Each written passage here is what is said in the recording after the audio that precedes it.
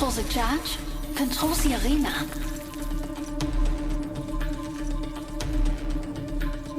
Gold goes so well with a diamond like me. Today will be one of those experiences where you'll sit back and say, oh yeah, I remember that.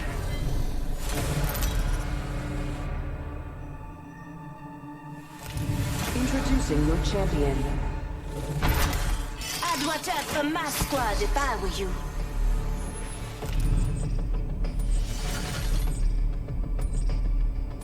You can hear me, right? The biggest trap is your own mind. Yes. Great. The biggest trap Alright. is your own mind.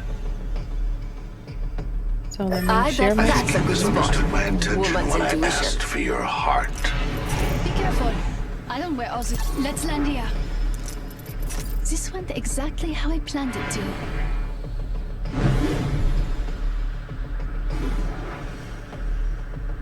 Let's land here. Alright. I won, Papa. Let's see what we have over here. Make sure you click on my Let's go here. my screen so you can see. So how is everyone feeling after the exam? I bet we'll find something good here. What did you guys think? It was very good. It was very long. Lots of Yes, it was meant to lots be of long. treasure.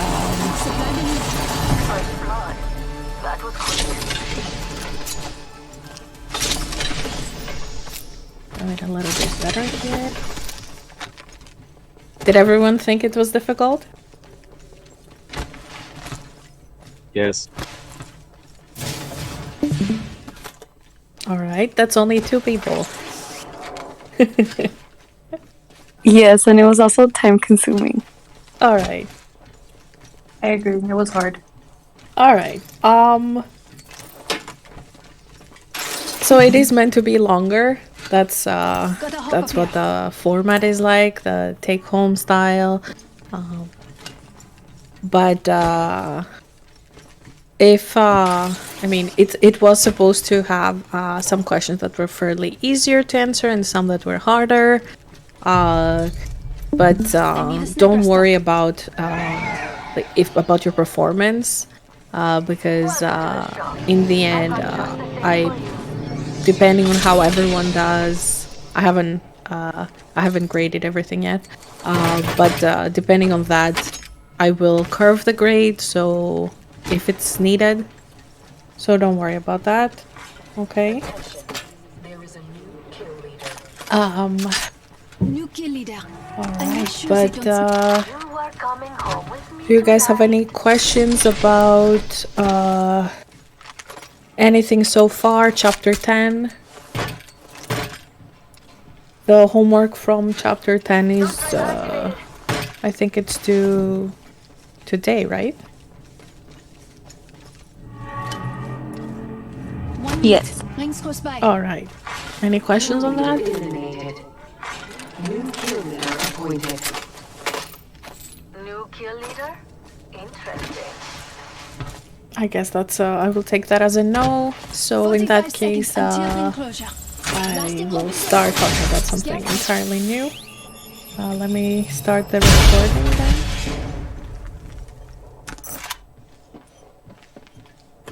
And let's get started and talk a little bit about setting prices, figuring out what the best price should be, and that is part of chapter 4 in our text. Alright. Some of you thought, oh, we skipped from chapter 1 to 3, then we went to 9, 10. What's going on? Don't worry about that because they're basically different kinds of topics, so you didn't really need to know anything from chapter 4 Come on. I designed it to when we hurt were looking anyone at chapter outside of it. 9 and 10. So chapter 4 My ultimate will is show you charged some and good to quite go. different things here. So basically here, as I just said, we are trying to figure out how to set a good price, meaning how to have how to set a profit maximizing price, that is. All right. So in this case, we will look at a tool that we can use when we try to find a price that gives us the most profits. All right. Of course, in general, when we think about setting prices, profits are only one consideration. So when applying this in practice, you would most likely use this as well as some other techniques, some other considerations to set up your final price. But so this is only part of what you would be doing, all right? But it is really, really important to know at least, you know, what the profit maximizing price would be. So with that in mind, we will first talk as part of our whole price discussion. We'll first start talking about demand curves and how to find those, and then we will talk about using the powerful solver in Excel to figure out what the profit maximizing price is based on what you know about your product's demand. All right. So to start off, let's take a look at demand curves. All right. So most of you should be familiar with the concept of consumer demand by now.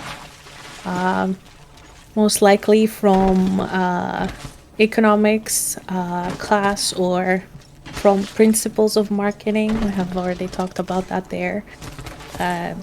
But to, you know, remember what that is, basically. So if you see this file that I'm looking here, this linear fit, right? This shows us a typical example of what a demand curve looks like. And let's make this a little bigger. You can see that better. There we go. So basically, this here says on the x-axis we have price, right? On the y-axis we have units of a product, and this basically shows us how many products would be demanded. So basically, how many products we would expect to sell, right? For different levels of price. And when you put all that together, all these points in this line here, this gives you your demand curve for your product, all right? So typically for most products, we expect them to have what we call, you know, this common type of demand where the higher your price, the lower the demand will be, right? So for most products, we expect that when we lower our prices, we will sell more. When we raise our prices, we will sell less, right?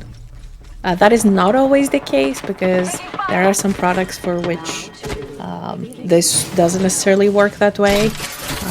But most of them fall in this category here, and this is what we will focus on here, okay? Now, so this is your demand curve, all right? So for each point on this line, when you find the X, this is your price. When you go to the Y value, this is your quantity, right? So a very useful concept that you probably already know as well is what we call the price elasticity of demand. And this shows us basically how this uses the curve, the demand curve, to show what happens when we change the price. Specifically, for a 1% change in price, what happens to the demand, how it changes. So the typical formal definition of price elasticity is that price elasticity is the percentage change in demand caused by 1% change in price. However, note that in this case here, if that was the definition you used to, in this case here in the book, it's slightly different because it assumes that basically the price elasticity would be negative, which is basically the case that I just discussed that really applies to both products, where you have this downward sloping demand curve, meaning higher the price, lower the sales, lower the price, higher the sales, right? So that assumes, again, a negative slope in your demand curve and a negative price elasticity.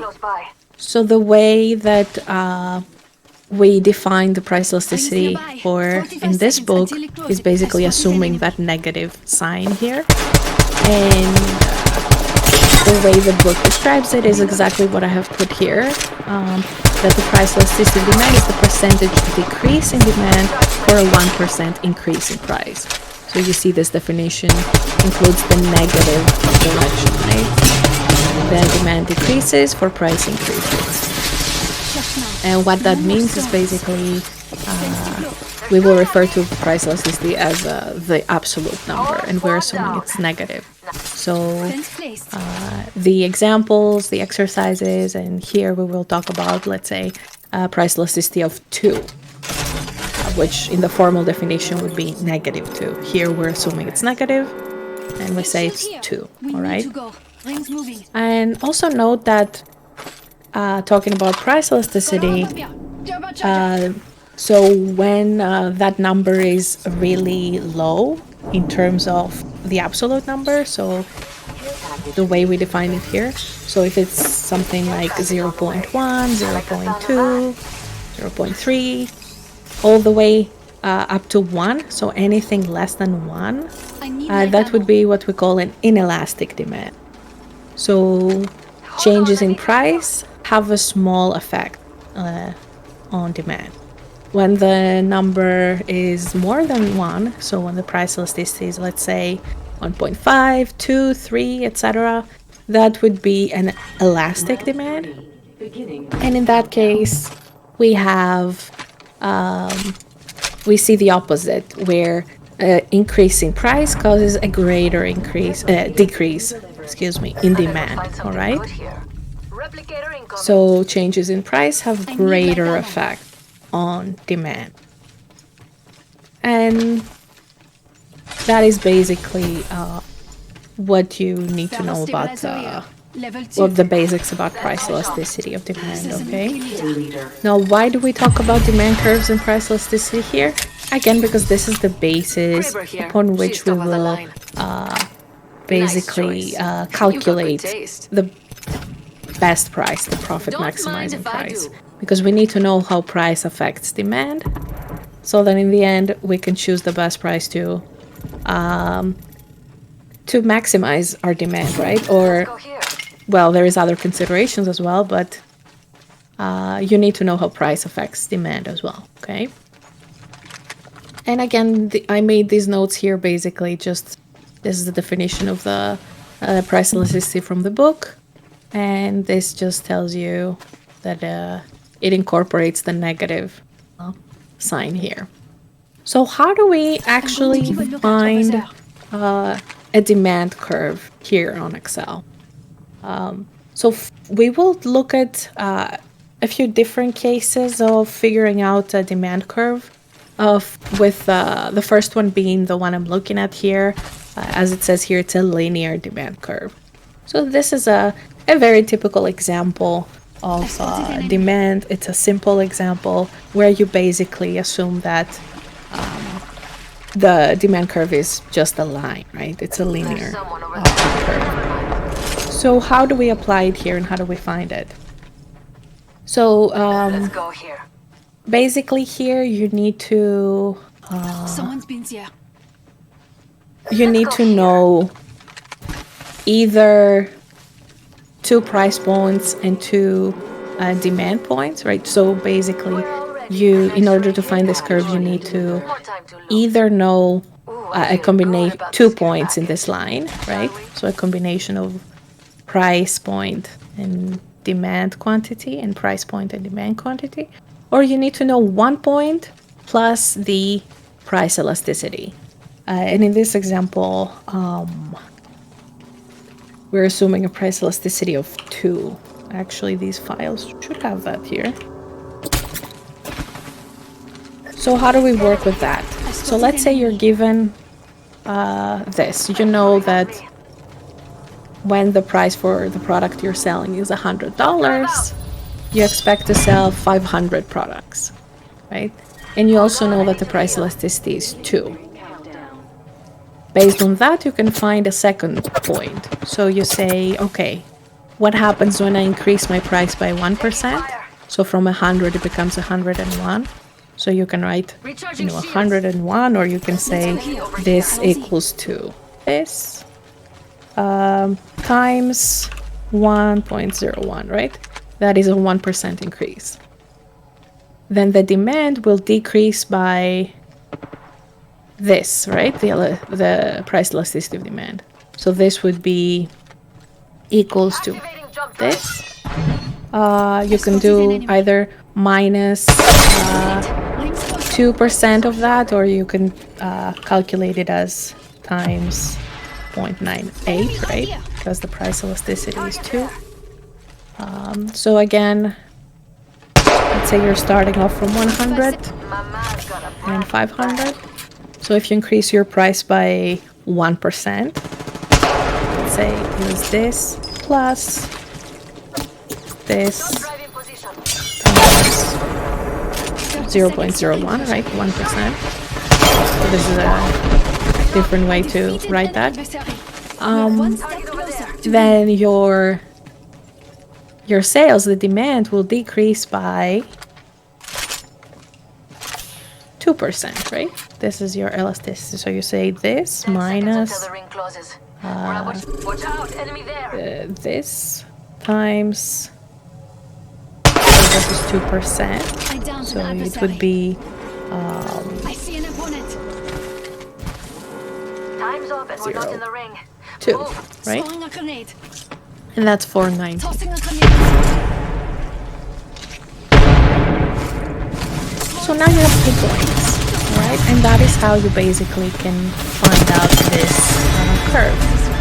We know there is, right, from mathing, 2 points define a single line. So let's plot those.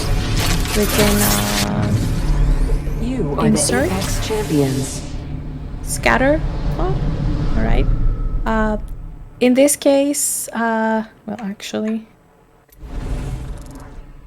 let me select these that have the names as well.